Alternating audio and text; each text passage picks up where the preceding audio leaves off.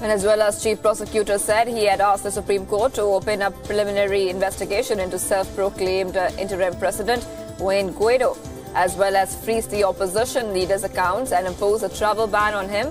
Leftist President Nicolas Maduro, who was sworn in for a second term after disputed elections last year, accuses Guaido of staging a U.S.-directed coup against him. As a lawmaker who also heads the National Assembly, Guaido has immunity from a criminal investigation that can be removed only by a high court.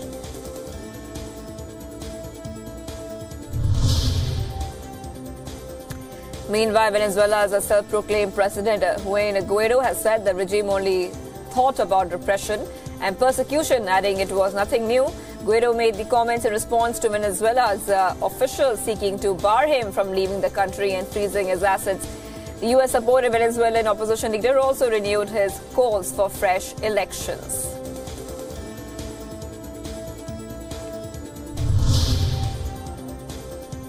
British lawmakers instructed Prime Minister Theresa May to demand that Europe reopens negotiations on a hard-fought Brexit deal. British Prime Minister has agreed to return to Brussels and reopen Brexit talks, even as EU says the deal is locked down. Lawmakers voted 317 to 301 to instruct May to seek new terms with EU over the Irish border. However, EU made it clear that it will not reopen negotiations on agreement, which was signed in November but rejected by House of Commons a month later.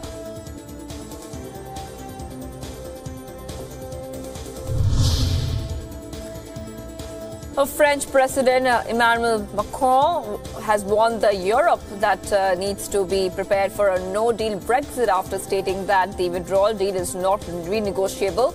Macron, speaking at the Southern EU countries summit in Cyprus, claimed that the withdrawal deal worked out between the European Union and the British government was the best possible. British Prime Minister Theresa May's deal was voted down in Parliament on January 15 by a record majority of 230.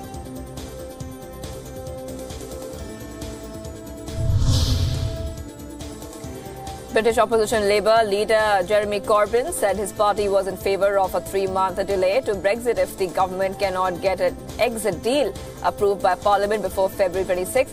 Corbyn told MPs there was zero likelihood that all the legislation needed will pass in time for 29 March, when the UK is due to leave the EU. UK Parliament is debating proposed changes to PL's Brexit plan, including a Labour amendment that aims to rule out a no-deal Brexit.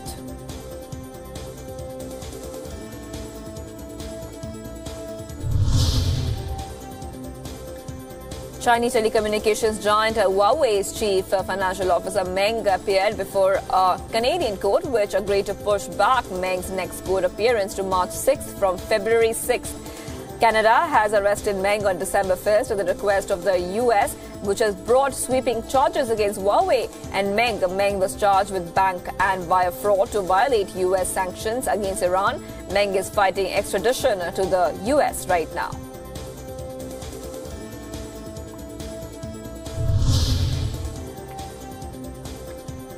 President Donald Trump's longtime political ally Roger Stone pleaded not guilty to charges that he tried to obstruct Russia election meddling probe. Stone is the latest member of Trump's inner circle, charged in Special Counsel Robert Mueller's Russia investigation, and could face about 50 years in prison if found guilty on all the charges.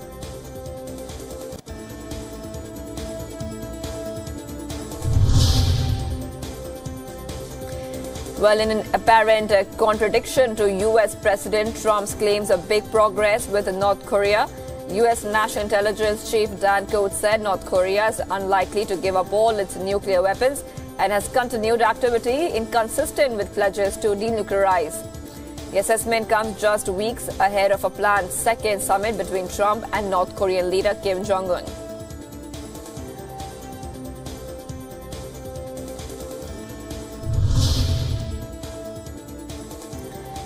The governments of Syria and Iran have agreed steps which will allow bank transactions between the two countries, a move aimed at boosting trade and investment, and Damascus looks to its ally Tehran to help rebuild from war.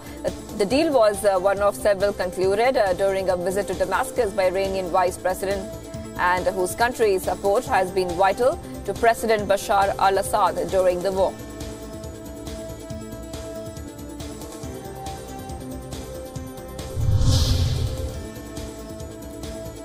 Yemen's Houthi group has released a Saudi prisoner, Musa Awaji, on humanitarian grounds due to illness.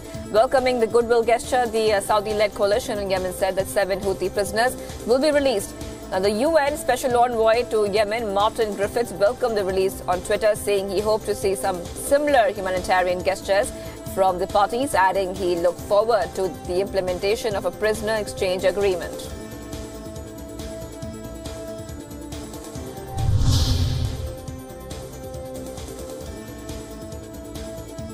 Palestinian Prime Minister Rami al-Hamdallah tendered his resignation, that of his unity government, to President Mahmoud Abbas, dealing a blow to faltering reconciliation efforts with Gaza's Islamist Hamas. Now, the government issued a statement saying it will continue to carry out its duties until a new one is formed. Now, Hamdallah, in fact, is a little-known academic, headed the National Unity Government formed in 2014 and led the West Bank-based Fatah's reconciliation efforts with Hamas, which seized power in Gaza in 2007.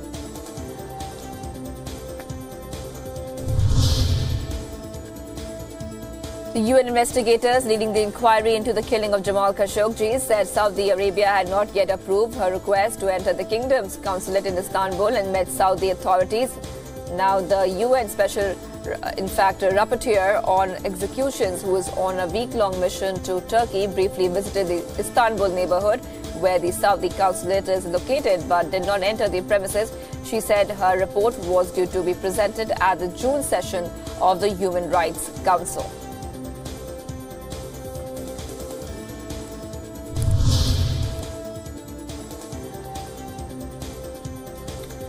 Relatives of victims of the dam burst disaster began burying their deceased family members in the Brazilian town. In fact, the death toll from the dam burst has risen to 84 people, while around 300 people are still unaccounted for. As work continues in the area, rescue teams said that 48 people have been identified so far.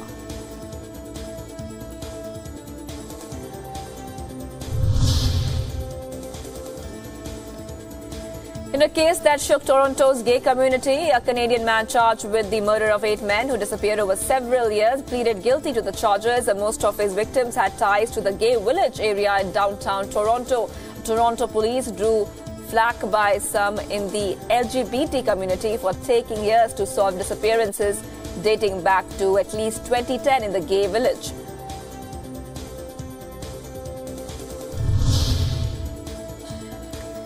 Ukraine's President Petro Poroshenko has announced a bid for a second 5-year term in front of thousands of supporters ahead of the March vote. The 53-year-old Poroshenko has steered the country on a pro-Western and a pro-NATO course since coming to power in the aftermath of the 2014 protest and Russia's annexation of Crimea. Poroshenko's popularity has dwindled over patchy efforts to tackle corruption and his failure to end the conflict in the eastern region, Donbas region, that has killed more than 10,000 people.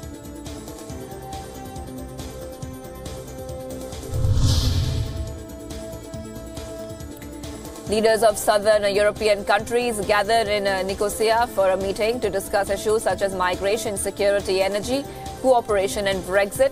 Leaders of France, Italy, Portugal, Malta, Greece and Cyprus are participating in the summit hosted by Cyprus President. Now, migration is expected to dominate the agenda as Europe has faced a migrant crisis since 2015 following wars in Libya and Syria, and more than 1 million people from Africa and the Middle East have tried to reach the continent via Turkey or by sea.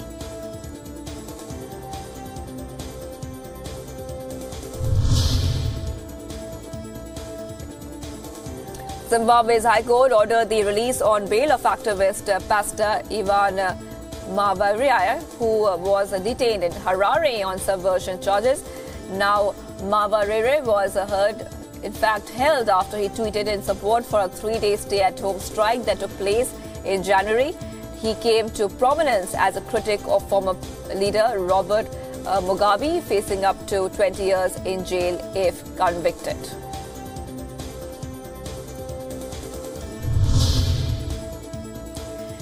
The witnesses say police used tear gas to disperse dozens of demonstrators in anti-government protest in Omdurman and Khartoum's Burri neighborhood.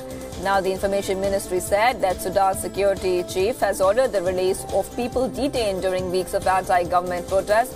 The ministry was confirming report by activists that the head of Sudan's National Intelligence and Security Service visited a prison in the capital Khartoum and said the arrested protesters would be freed.